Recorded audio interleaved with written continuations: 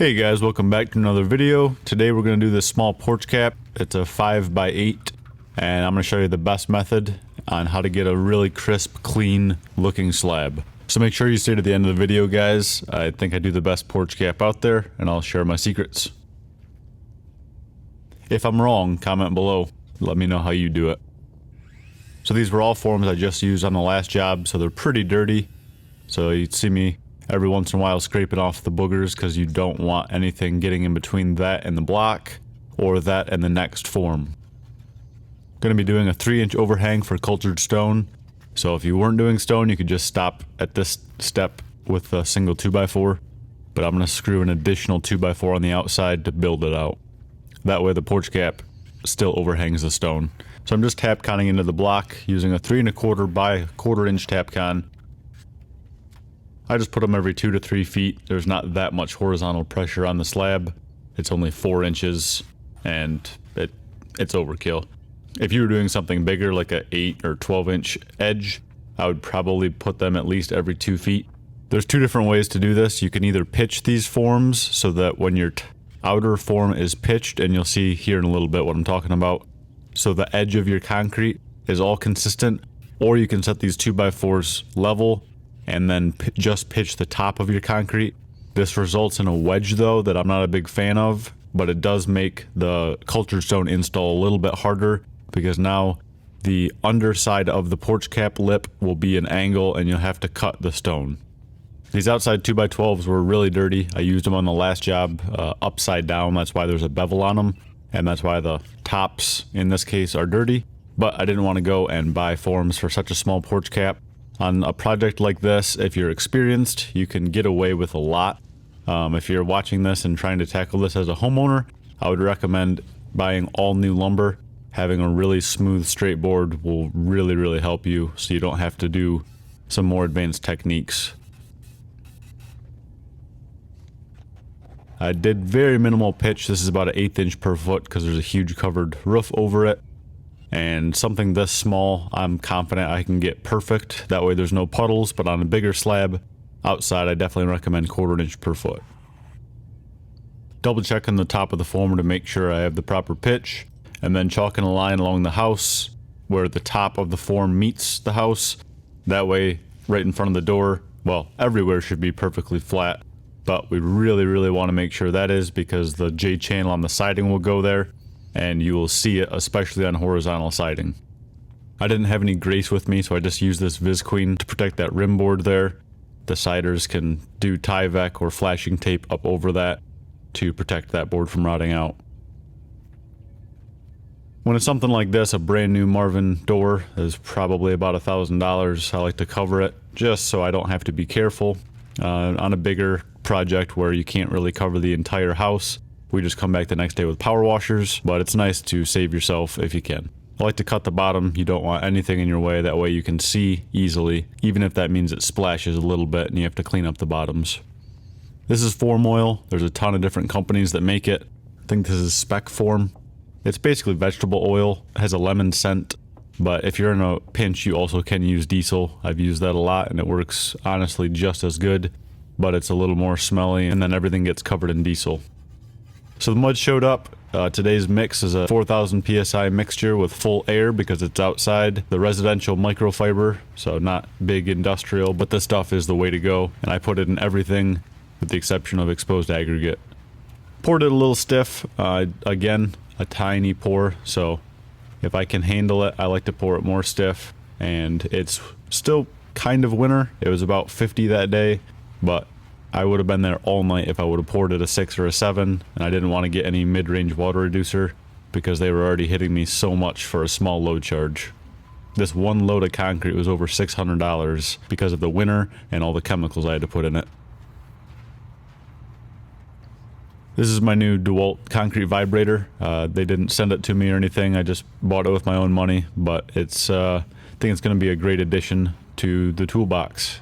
It really makes the job easier instead of fluffing it with a shovel. And looking back on the project, it gave me a much better quality on my edge than normal. So, had a little extra in the chute. I like to have extra. I don't want to run short. I always just order about a yard extra, not on this job, but on a typical job I order about 1 yard extra, which nowadays is about $200. But if you factor in the amount of stress when you try to measure exactly, it is worth it to me, because that level of stress, if you're a concrete guy or you've been around a concrete guy when they run short, it takes 6 months off your life every time you run short. So it's a little bit more expensive than life insurance, but it's just not worth it at all to run short.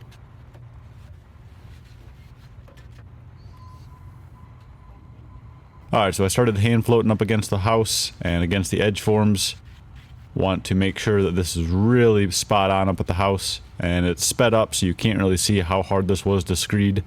But this was about probably a 4.5. It was pretty tight, but again, I didn't want extra water and just wait there all day, so I was able to screed it. This is my brand new 10-foot Marshalltown screed board. I've been using their 8-footers and 4-footers for about probably 6 years now. I just wanted something a little bit bigger. This is a 10-footer, and it was perfect for this 8-foot porch, because actually it was 8.6, so the 8-footer wouldn't have even stretched all the way. Using this vibrator against the edges, you can also use a hammer and tap it. You want to get all of the air bubbles out. And if you saw me earlier with the mason's trowel, that was to make sure that there's no stones against the edge. So definitely do that first, and then we either vibrate or tap the form.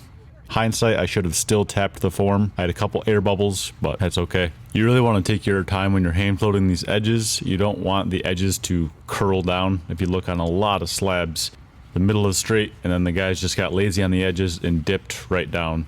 And that's not. Come on, guys, we can do better than that. This is called screeting. Screeding.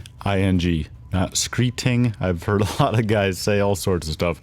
It's a screed board with a D, and they make a ton of different variations of this. These are by far my favorite. They're super light, and they have a level in the middle so you can check it as you go. Back in the day, they used to use a 2x4, and that'll kill your forearms having to grip that. This has kind of that bar, which is more like a handlebar, and it's more natural for your hands. They also make vibrating screeds. I have one of those that's more for a driveway, because if you use it on this, it's just going to splatter the house so bad. It is worth the physical labor of screeding by hand the first time and not having to clean the entire window. Whenever possible, I like to screed both ways. Something this small, that's kind of just a double check, and it's more accurate than a bull float. And then I bull floated in the opposite direction that I screeded. So I screeded from the house to the road, and then I bull floated the other way to cross it up, and that's how you get the flattest slab possible. Hit it with the edger. This pass is really just to push the stones down, and then I always knock out that line with my hand float. That way it doesn't harden and show through on the broom marks. The electricians didn't want to move this box, so I checked with the builders and they wanted me to just do a divot. That box is going to get a big enclosure built around it, so you'll never see it, and they're going to seal on the bottom. I always make sure I wash my tools good. In the summertime you run out of time sometimes, but whenever possible, make them look brand new. You shouldn't leave any concrete on there, because once you get concrete on it, it just builds up and it gets harder and harder to clean as well, and it's not as good for the tool.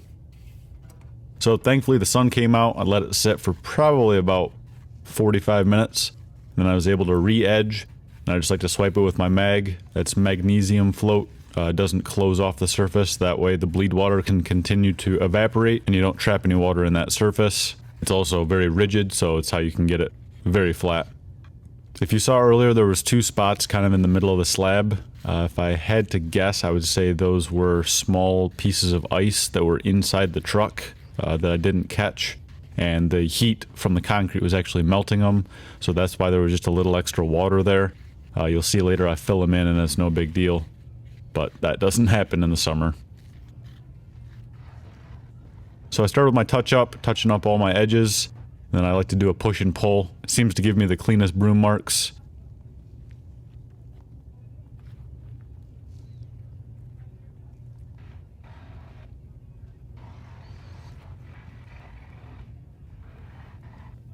Oh, there you can really see the hole right in the middle of that slab. So I knew I was going to be re-brooming this, so I just reached out, took some cream and a couple rocks, pushed it in that hole, and I'm going to let it sit while I broom my faces, and then I'll re-broom the top, and you'll never see that. So this is the most important part about a porch cap or anything with a face like this. That's why I stopped it. Take your time and listen to what I'm about to say. You want to pull all of your screws except your end screws. That way it doesn't fall off. If it just falls off, there's a very good chance, even with the form oil, even with the vibrating, it's going to pull the concrete off. So you can see I slid it up and down. That way you kind of break that suction between it. Otherwise it'll just pull the face right off and you'll be in big trouble. I've done it countless times. It does happen, but if you have a bigger form or you're a first timer, definitely have somebody help you. You guys kind of push the form into the slab, push and pull very gently up and down to kind of slide it off that edge. So using my finish trowel here, yes, it's steel, but I'm going to broom it so it's not actually closing off the surface.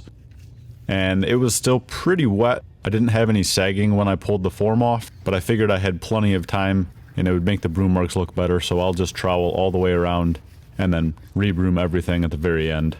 Your edges are super important. You want to be very careful to not blow those out, so I always start at the edge and pull back towards the center of the slab, if that makes sense. Don't work from the middle of the slab towards that edge with your trowel or with your broom.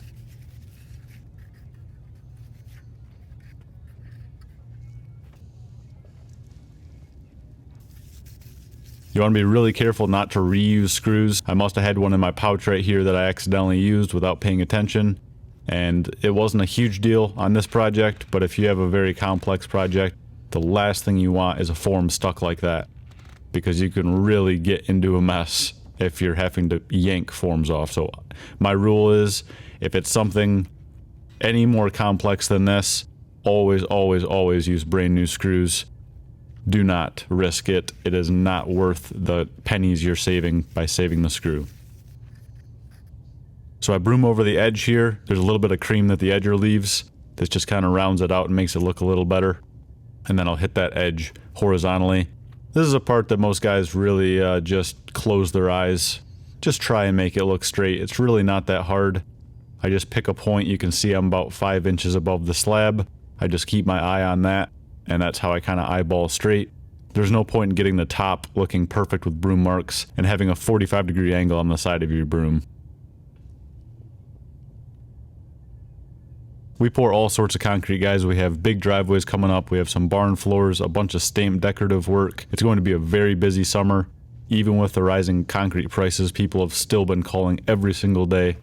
We have jobs booking like crazy. If you're watching this and you're a potential customer, please give us a call as soon as you're able to or want to, because there's a good chance it's going to be a few months before we can get to you. So any of the cream you see on the bottom of the form, that's not an issue. I'm going to let this cure. Honestly, I'm going to leave these forms until I come back in the warmer spring to lay the cultured stone. If it is in the summer, I would let these forms on the underside sit there for probably 4 to 5 days.